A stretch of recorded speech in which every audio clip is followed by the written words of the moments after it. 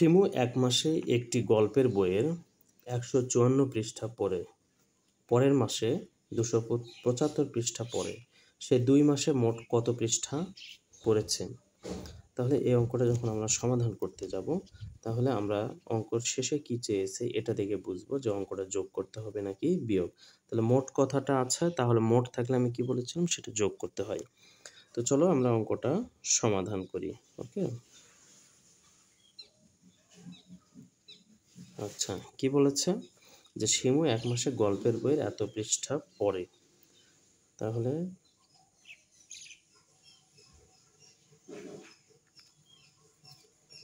এক মাসে পড়ে কত পৃষ্ঠা? 154 পৃষ্ঠা। এখানে কি লিখবো? পরের মাসে, যে বলেছে পরের মাসে।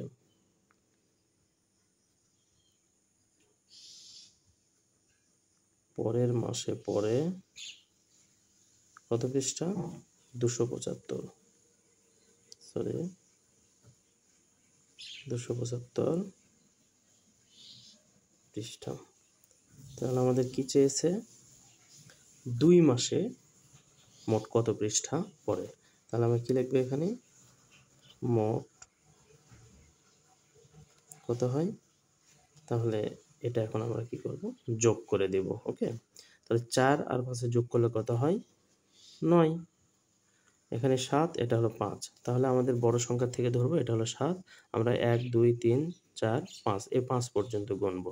তাহলে 7 8 9 10 11 12। তাহলে 7 5 কত হয়? 12। 12 কত হাতে থাকে? 1। সে 1 কোথায় যোগ করবো আমরা? এই যে নিচের সংখ্যাতে। তাহলে 2 আর 1 3 আর 1 মিলে 4, 429 পৃষ্ঠা। তাহলে আমাদের শেষে কি বলেছিল? সে 2 মাসে মোট কত পৃষ্ঠা পড়েছে। আমরা লিখতে পারি অতএব শিমু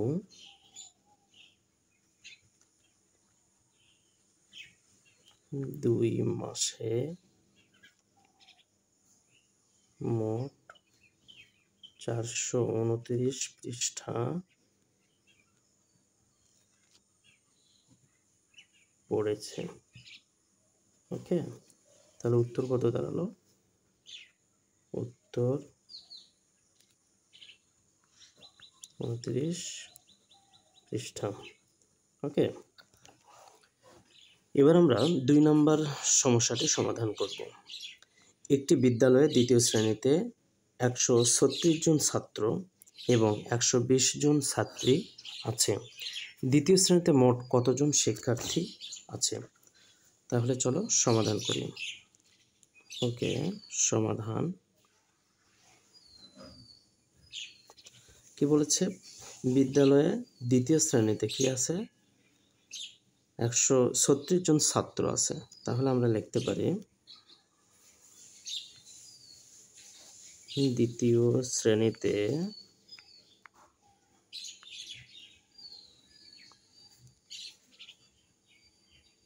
ছাত্র আছে কতজন? 136 জন। আবার লিখতে পারি, কি বলেছে পরের লাইনে? ছাত্র ছাত্রী আছে কতজন? দ্বিতীয় শ্রেণীতে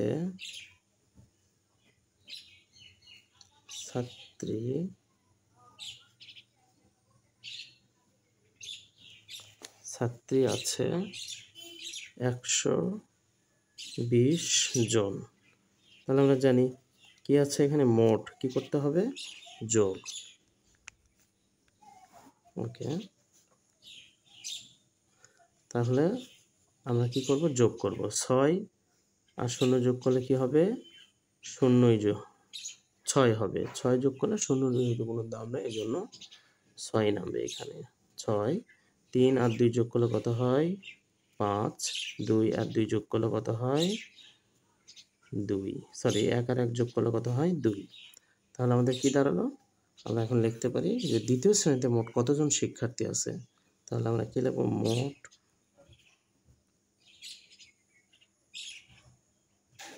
শিক্ষার্থী। 256 জন। অতএব কি লিখব? দ্বিতীয়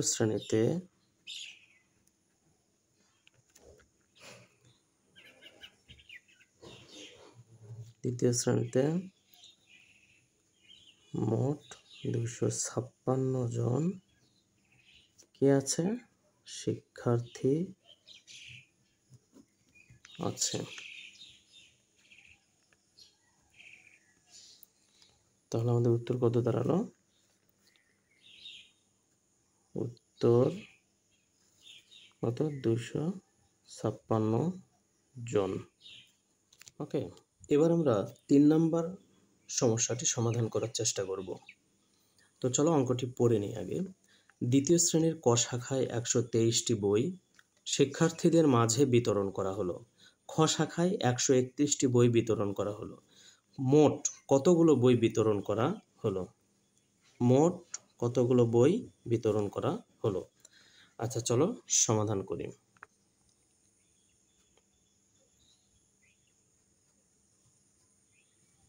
ওকে, তাহলে কি লিখতে পারি আমরা? দ্বিতীয়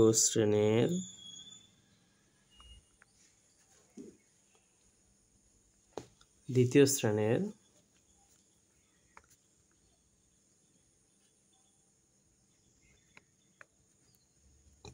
ক শাখায় বই বিতরণ করা হলো কতটি? 123টি। খ শাখায়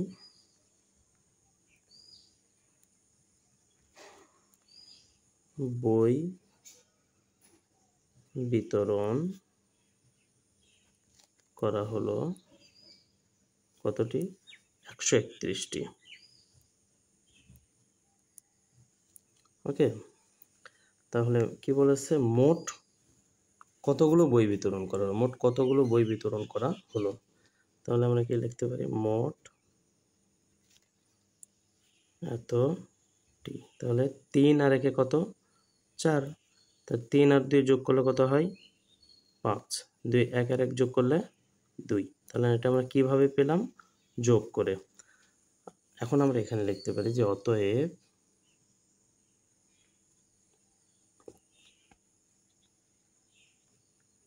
মোট 254টি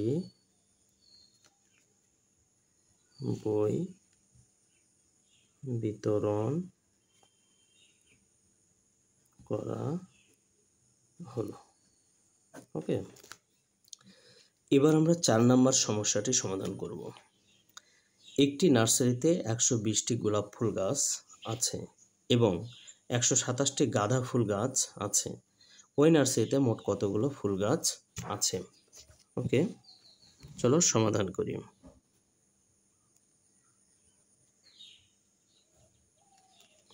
ওকে, তাহলে আমরা লিখতে পারি কি? নার্সারিতে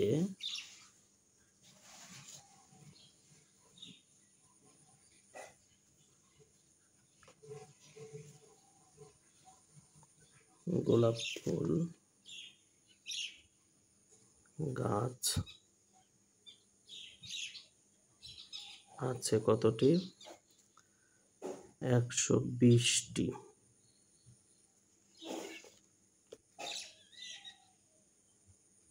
নার্সারিতে গাঁদা কি ফুল? গাঁদা ফুল গাছ আছে কতগুলো? 127টি। যেহেতু মোট বলেছে, এই যে মোট কথাটি আছে, এই জন্য আমরা কি করব? এটা যোগ করব। তাহলে কি? মোট। তাহলে কি আছে? যোগ করে দেই দেখি। তাহলে 7 আর 0 যোগ করলে কি হয়? 7ই হয়। 2 আর 2 যোগ করলে কত? 4। 2 1 আর 1 যোগ করলে 2। মোট 247টি কি? আচ্ছা, ফুল গাছ আছে। এখন আমরা লিখতে পারি যে ওই নার্সারিতে কতগুলো ফুল গাছ আছে, অতএব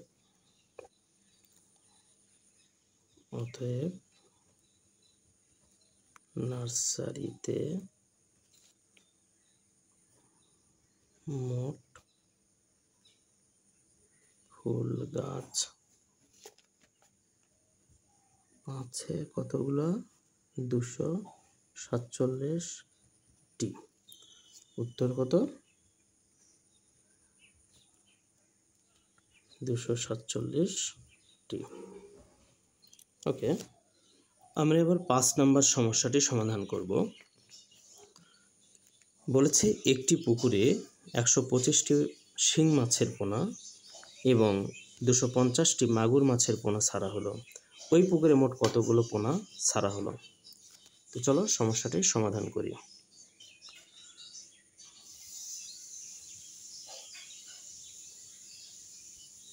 ওকে, তাহলে কি হলো? পুকুরে শিং মাছের পোনা, পুকুরে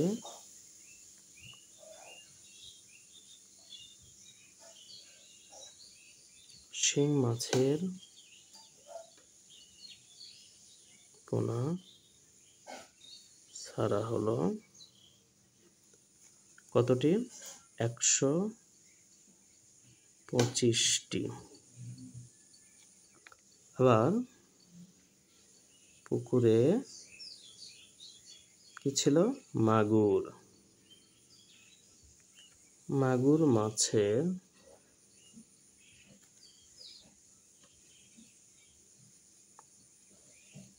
পোনা ছাড়া হলো 250টি। ওকে, যেহেতু কি বলেছে মোট, তাহলে এটা আমরা কি করব? যোগ করতে হবে অঙ্কটা। ওকে, তাহলে মোট আমরা কি লিখব? মোট পোনা এতটি। তাহলে যোগ করি। 5 আর 0 যোগ করলে কত হয়? 5। 5-এর সাথে 2 যোগ করলে কত হয়? 7। 2 আর 1-এ 3, কত হলো? 375। তাহলে কি বলেছে? ওই পুকুরে কতগুলো পোনা ছাড়া হলো? তাহলে আমরা লিখবো যে অতএব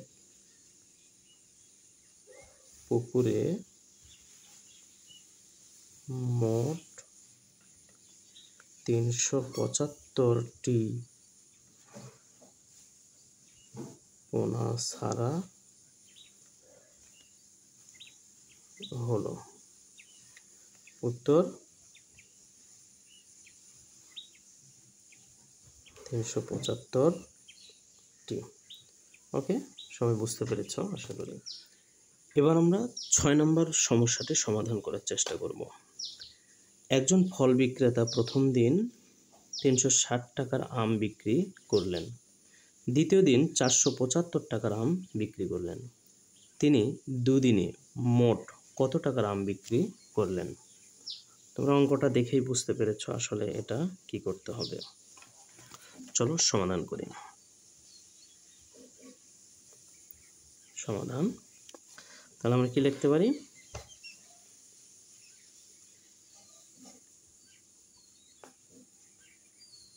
প্রথম দিন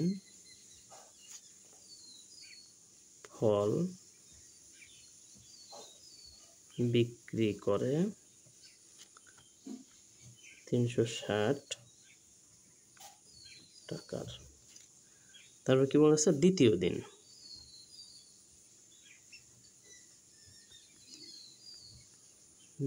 দিন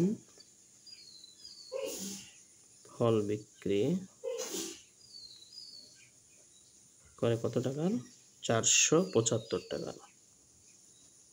75 টাকা। তাহলে মোট কত টাকার, দুদিনে মোট কত টাকার আম বিক্রি করলেন?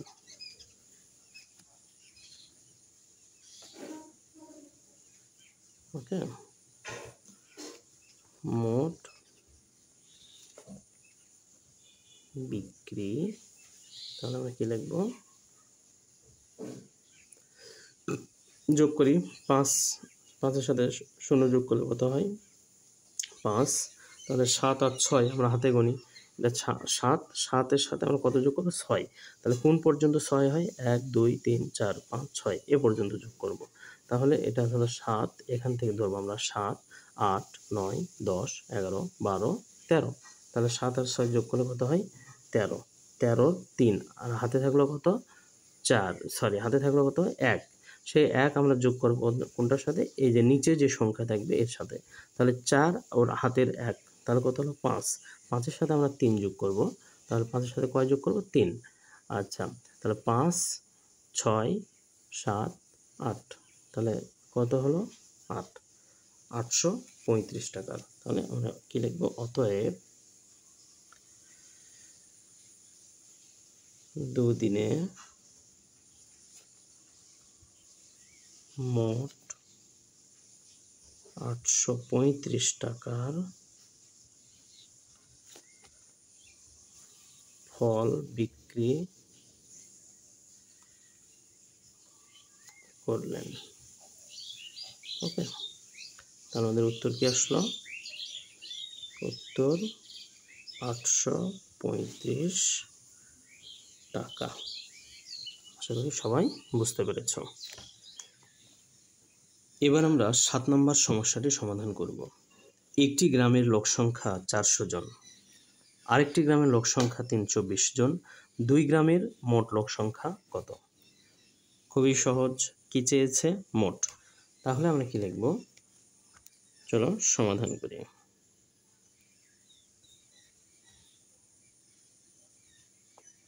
ওকে, তাহলে কি বলেছে? একটি গ্রামের লোক সংখ্যা 400 জন, আরেকটি গ্রামের লোক সংখ্যা কত জন? 320 জন, মোট লোক সংখ্যা কত? তাহলে একটি গ্রামের লোক সংখ্যা কত? 400 জন। আরেকটি গ্রামের, তাহলে কি লিখব? অন্য গ্রামের বা আরেকটি গ্রামের লোক সংখ্যা কতজন? 320 জন। তাহলে এটা আমরা কি করব? যোগ। মোট লোক সংখ্যা কত? এটা কি করতে হবে? যোগ। তাহলে মোট লোক সংখ্যা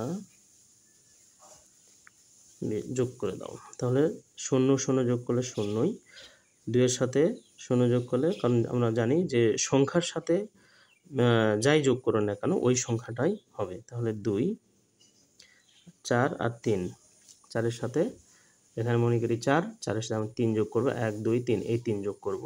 তাহলে 4 5 6 7, কত দাঁড়ালো? 7। 720 জন মানুষ ওই গ্রামে আছে। তাহলে আমরা কি লিখব? 2 গ্রামের।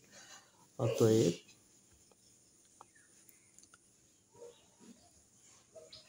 দুই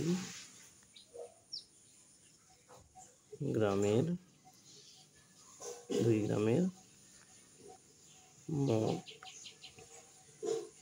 লোক সংখ্যা কতজন? 720 জন। 2 গ্রামের লোক সংখ্যা কত? 720 জন। তাহলে আমাদের কি উত্তর? 720 জন। ওকে,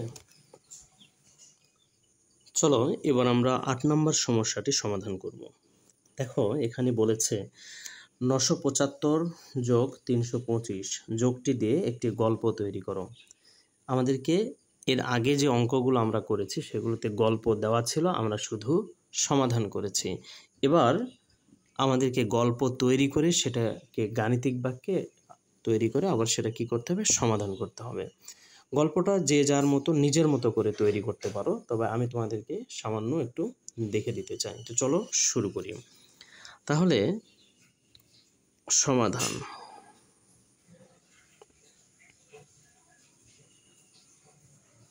আচ্ছা, তাহলে যেহেতু আমাদের একটা গল্প তৈরি করতে হবে, তো চলো গল্পটা এরকম করে লিখতে পারি যে রবিনের বাবা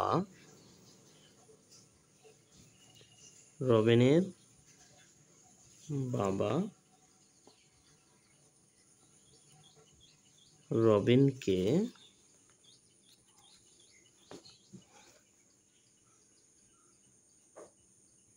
কেনাকাটার জন্য কিছু টাকা দিল।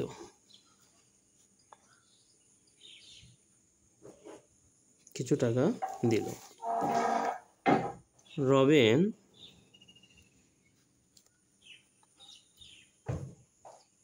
সেখান থেকে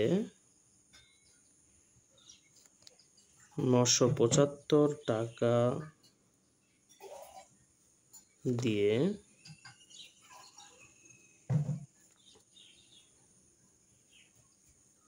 একটি প্যান্ট ও 325 টাকা দিয়ে একটি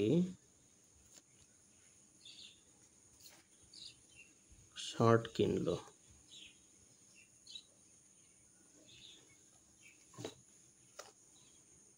ওকে, শার্ট কিনলো। তাহলে প্রথমে রবিনের বাবা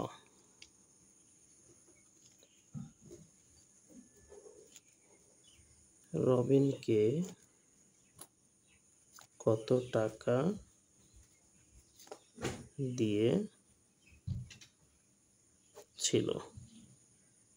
অথবা এটা আমরা এই জায়গাতে অন্যভাবে লিখতে পারতাম যে সে কত টাকা খরচ করলো।